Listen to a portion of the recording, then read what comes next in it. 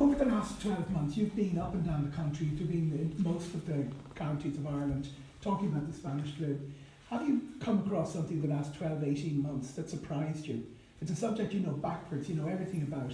When you're out in the communities of Ireland, is there anything that surprised you or made you rethink things? Yeah, the one thing that I found really astonishing, and when my book was published about a month, about 12 in May, probably the world's biggest flu expert, a guy called Howard Phillips from South Africa, said to me, you know, there's a stage when, because remember it was so little known and so little talked about here, there's a stage when people are going to start coming into your talks and telling you what you've written about Spanish flu, but they won't know that you've written it. And that's exactly what's happened. And it's absolutely fascinating to watch that people will tell you, oh, there was 3 waves of flu in Ireland. Well, it took me about 2 years to find that out by reading newspapers from all over the country. That most of the people who were affected really badly, the surprising cohort was people between 20 and 40. And again, people are going to say, my granddad was one of those people between 20 and 40. And then something that I think I'm probably the only one of those 20 to look at is the jobs that were affected. Because it was people who dealt with the public who were killed massively. People, because they were dealing with the community and mingling with it. So people like shopkeepers, priests, bankers, clergymen, sportsmen of all kinds were killed. And of course, we can talk about that too in a minute. Yeah. It's a very unusual flu. So this was what I found fascinating, was people were coming in and I was hearing my own stories coming back at me. And you say nothing and you just have a nice little smile back. So it's amazing. It's like having something like 1916, the Rising, and you're writing it for the first time and people don't know the story ever before. Because while people knew it in the kind of private sphere, and some of you would have known it in the context of your own families, very few people knew it as a national story. There was no national story until myself and Patricia Marsh and Katrina Foley all started working on it at the same time as 3 people as postgraduate students back in 2006. So it was kind of fascinating. You were guided in by the MV Leinster. Yes, yeah, exactly, and thanks for that prompt. I was working in The Independent as a newspaper librarian and the then editor of the Evening Herald, Paul Drury, asked me to look up some stuff on the sinking of the Leinster, which of course growing up we all knew about, off Kish in Dublin Bay, loss of 500 lives. And it was all over the newspapers. And as I was looking up this on the microfilm in The Independent, I realised that the background story was there was 500 people a week dying in Dublin at the time from the flu. And this was a secret story. And I went back to my dad, who was very interested in local history down in Waxford, and said, did you know about this? And he said, oh yeah. He said, but we all thought it was a local story. And he said, actually 2 of our cousins died up the road from it. And that also brought me into something that I found fascinating. Because when I started looking at this story, I was thinking of the immediate crisis. I wasn't thinking of the long-term crisis. And those couple who died, a husband and a wife, being a good Protestant family, they were related on both sides to us, not that unusual. And they had 2 children who were teenagers.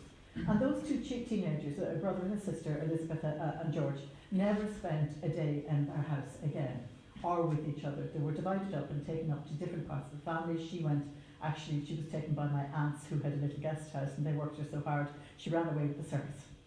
And she went off, and we found her just before she died, when she was a grandmother and Mrs. Barry down in Cork. And the brother, the son, went up to Dublin, and the 2 of them had never met each other all their lives. So that was the kind of effect it had on families, because families were divided up and split and shared between other members of the family. Forgive me if I picked this up from you during the time, you actually were surprised that almost every family had a flu story. Yeah. One of the pictures I was going to show you there, I don't know if you want to pick up, you might show it afterwards, was that, the little place where bungalow where my mother lives in near Cahaman on the road between Ferns and Bucklodia in North Wexford. And literally the closest house to us, 3 people had died from the flu there. And I didn't know that until the 5th year of my research. And that's a man that I used to go up and sit on in the 60s on his knee when he was an old man.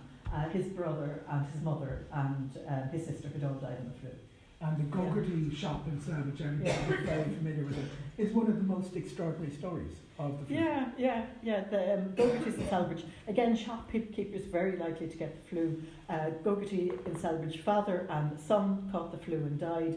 And then Gogarty's, you know, the shop on the main street in Nace, down near the hotel. The son there died, and the two daughters, and one of those daughters was in Canada. She was a milliner, a hat maker, so again a shopkeeper. But the other one was in Belgium. She was a nun, and she died as well. So you had all in all 5 people from one family effectively dying in 3 different countries from the flu in the space of 3 weeks. So that's how quickly it spread around the world. But an incredible story. And then we had another local story from here, Lena Higgins, some people will know. That when I interviewed Lena, she told me, I was with Tommy Christian, and she mentioned that her 2 uncles who were shopkeepers in Ardclough had died from it. And I turned to Tommy and said, oh yeah, lots of shopkeepers died. There was 3 children from a family called Doran in Corry, and again people will know that shop is still there, who died from it. And Lena, they were turned out to be her first cousins, and she hadn't known until that moment that they died from the flu. And naturally it was an awful shock to her, and one that I totally unwittingly made. But that was the level of damage that people had from the flu, you know, that it was so close to. Did people not talk about it? Did they specifically try to airbrush it out of their family history? Well, Tommy Christian told me that. He said that, very wise man, he said that it kept coming back because it was in 3 waves, but it was really circulating. The school here, Tommy told me, was closed in January 1918, which was down along the canal at that stage. And Tommy was spot on. I said, oh no, Tommy, I think you're wrong. I think it was around here in November, because the newspapers are suggesting November. And so I went down and we got the school records, Jim got them actually, and Tommy was spot on. It was January 1919 that it was really bad here. So it's exactly 100 years ago. But sorry, what was the rest of that question? Did people deliberately not talk about Tommy it? Said, when I asked Tommy, he said we were afraid to talk about it in case it came back again. Mm-hmm. And you know that was one of the reasons. But I think there's another reason now. Really, one was that the background level of disease was just so common in Irish society at the time. Like in the 1910s, in any one year, 1/5 of the 70,000 or so people who die on the island, it's about 33,000 I think now who die every year on the island. But 1/5 of those would be children under the age of 5, which is an incredible statistic, and they all die from things like TB, pneumonias that are cured now, lots of measles, maybe 500 a year dying from measles, scarlet fever, bronchitis, all those sorts of things that for some of people of my generation we remember in our past, but are more or less, are much less common now. Tell me what you tracked down. You had to work from a standing start here. You had to work out the casualty rate, how many people died in Ireland, and when it arrived in Ireland. Where did it come? Still a moot point, and it's interesting that the goalposts on this keep moving all the time. The statistics will tell you, the broader statistical analysis, that it comes in through the northeast and moves down as far as Dublin when it arrives first in May, June 1918. But you will see outlier stories in the newspaper, and generally they will be quite often troops, something to do with, and I don't mean war troops, but the internal British troops that were here at the time, that were moving them around. So then, broadly speaking, then in the second wave, Belfast is not affected at all, but it is down all around this area, right down as far as Waterford, around here, Kilkenny, Carlow, Kildare, particularly badly affected. Kildare has the worst death rate, county death rate in the country. And I think that's partly because the numbers are quite small compared to other counties, for a number of reasons. It's close to Dublin. I don't think it's because of the army, because it's not showing up. The Corry wasn't quite as bad with the flu as the areas around it. But I think for one reason it's because Nace in particular had a particular issue with water supply, and water of course is essential to treatment of flu. And the gas company went down sick. That meant there wasn't water in the town, there wasn't power in the town, and they had an open sewage pail system, which meant that it could be spread. Otherwise, yeah. The pattern of it internationally seems to be it comes for a short period, 2-3 weeks, kills a lot of people, goes away, Yeah. comes back in the second wave. You came up in Well, the it third moves wave. along to the next town, so you'll see, like, it might be a Naas this week, and then gradually it's moving down or around now to the other towns. So that'll still. Tommy talked about the canal being gone, and he said the canal in those days was really noisy because the barges were the Guinness and coal 90 and stuff barges a day. were moved around. Yeah. And he said people were constantly singing on it and talking and chattering, but the thing he remembered was the stillness and the quietness. And he also spoke about the doctor coming, and he said it came at 3 o'clock in the morning. And you can imagine that small boy of 5 sitting there with a terrible pain in their head, as most people have. He said you'd never forget the pain in your throat in particular, and waiting with the clock ticking. And at 3 o'clock in the morning, the doctor came because the doctors were so busy. And he would be wait. You couldn't buy your paracetamol in the shop then, so the doctor would be bringing it, or you get it from the chemist. So you'd be waiting for him to get rid of the pain for you. And he said then the doctor went sick then, and he said we were jiggered all together. He said, but yeah. And the third wave that was a bit of a surprise. When did that come? And the third wave around here again was in February in Ireland as a whole was in February through April, and then in April it more or less stopped dead. At that stage, everybody caught it, and that moved westward much of the time westward. Mayo, Donegal. Donegal was really badly affected in all 3 waves, and the reason we think why that happened is partly because of seasonal labour, because Donegal had strong connections to Scotland, and people would be coming and going, and they might be using their own boats. If somebody died in Scotland, they might all come home, the whole family come home on a boat and spread it around all the boat, and then of course they would have a wake because they weren't going to come out all the way from Scotland and not have a wake no matter how bad the flu was. And the other reason, which came to me very late, was I was contacted. Jim actually found Sandy Kelly's grandmother, Katie McMenamin, and she was 106 when we spoke to her. And she lived up in Rathmullen on Lough Swilly. And she said, oh no dear, she said it wasn't the seasonal labour, she said it was the soldiers and the sailors who were stationed in Lough Swilly, because the Grand Fleet was stationed for much of the war in Lough Swilly. And they were there, and they were spreading it into the community. They weren't treated on board ship, unlike the American Navy, who were down in Cove at that stage, because we become a very important part of the war. And they were providing cover for the ships going in and out of the areas of war. And there was a massive U-boat attack in all around our waters at that stage, and the Americans were providing the cover for it. So surprisingly, the Americans didn't spread. Well, we think that was because of the American VD regulations. They were actually treated on board ship rather than being let go into community hospitals. Now it's very unusual. Most people know from the flu kills the young and the old. Yeah. It was taking out the strong. It was taking out people in their 20s and their 30s. Yeah, and there's a reason that has been suggested is because of something called a cytokine storm. And you see this now with the really bad bird flus. I always forget the numbers. There's a H5N1 that's in Vietnam and in Egypt. Robbie might remember it, no? And that it kills about 50% of the people who catch it. So it doesn't spread very far, because by the time it spreads, the people are dead. So whereas this one had a very low level of killed about 2.5% of those who caught it, but it spread really, really quickly, and so it infected lots and lots of people. So that's why about well over 50 million people, I think now. So actually, the Indian estimate, I mean, the Cav was in the room when I started doing my research. There was no figure whatsoever for India, and the first global estimate was in 1927. No, that wasn't when I started my research, but they said at that stage that there was 20 million people who died from it, and now the Indian figure is 22 million.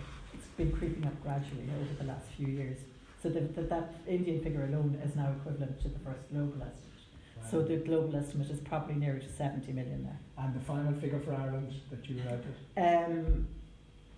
Officially, the statistics say 20,057, which is very exact.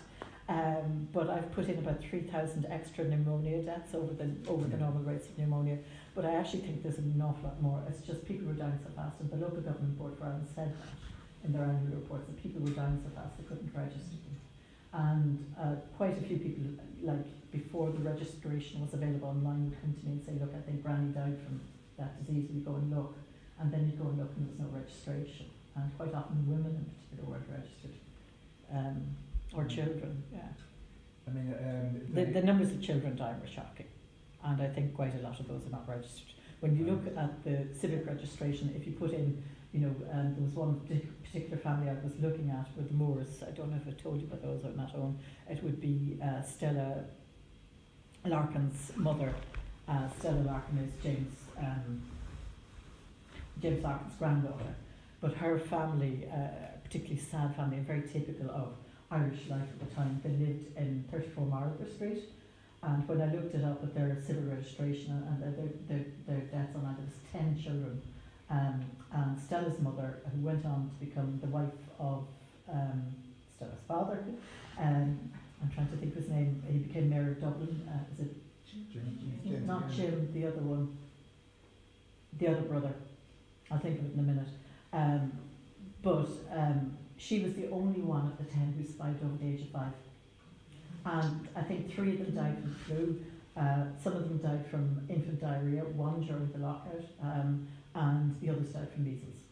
So that's kind of the level, in a way it's not surprising a disease like influenza is not spoken about, and that's the level of death you experience in a family over 10 years. Was it a poor person's disease or did it sweep across? No, it's actually obviously it kills bigger numbers of the poor because there's more poor. And you mentioned water and sanitation. But when you look at it across class and look at the numbers, I have figures for Dublin which are very interesting.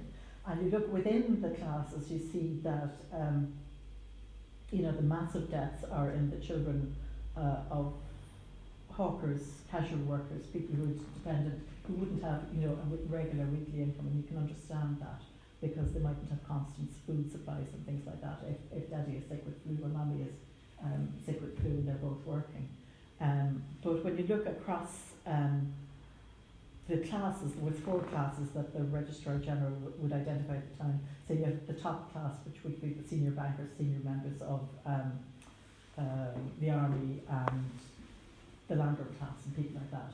And it was always, again, the bankers and the army who would get sick during the flu and die from it. And they were just as likely to die. If you dealt with the public, you had a very high risk within your class. Shopkeepers, massive levels of death. And then, within the other classes, the same things. But people like postal workers, police, prison officers died in droves. And yet it was quite funny because prisoners didn't die. And I think there's a reason for that that's political, is that at the time there were so many people interned under Dora that if the government, the reading between the lines from the prisons board are talking back to Dublin Cass and saying that so-and-so is quite sick with the flu, and the next thing you hear so-and-so being released. So I think they were probably released or sent off to the matter somewhere so they didn't die in prisons. You have a theory about Arthur Griffith? Yeah. Griffith was part of a group of about 70 or 80 people who were rounded up when conscription became a major issue, and the government were trying to impose conscription in Ireland. Dennis Larkin is your son of Dennis, yeah, thank you. And so the anti-conscription movement had led to people being interned. So you have people like Kathleen Clark, Maud Gonne, Constance Markovich rounded up, De Valera, and Griffith rounded up, and they're sent away. And of course, Sinn Féin propaganda is brilliant. It's fascinating to watch. They're there saying, "Oh, what's going to happen if these people die from this disease that's arrived?" And that it'll be totally on the government's head. And Griffith was in. Was it Oskey, was it Gloucester? I'm trying to remember. And he got a really bad dose of flu, and Robert Brennan came across him and said, "Look, what have you done?" Because his eyes were at the stalks. And one of the common cures at the time was a thing called Eason syrup, and it was a mixture of quinine and other things. But quinine can have a very strong effect on your eyes, and his eyes looked like they were going to pop out. And he apparently swallowed two bottles of quinine, of Eason syrup, which is way over the dose. And because he was trying to fight it on his feet so he wouldn't frighten if he got sick, he knew that everybody else would get very dejected. And then something I asked for Cash about a few years back, I must ask him again. Griffith actually died from arterial damage. So, and quinine doesn't have an effect on the arteries, so, you know, it's possible. I can't say it for sure. And that really destabilised our new state, because Griffith and Collins were both dead within... And yes, and the really interesting thing is that flu never got to Lincoln Jail. And guess who was in Lincoln Jail? Okay. Mr. De Valera. But the other major thing that happens politically, Eoghan, of course, is that just a couple of days before the December election, which we've just been hearing about in the last month, Richard Coleman, who is out in 1916, a national hero out in Ashburn, and he'd been on hunger strike with Tom Ashe the year before when Tom Ashe died, and he was rounded up and sent off as well under the German plot allegations, which of course were totally false, and he died like uncanny timing. If Sinn Féin had actually killed him, he couldn't have done it better. And he dies, and he's brought back in great stories in the newspapers about how his brothers are kept outside in the rain while he's dying, and not let into the prison while he's dying, not let in until he's dead.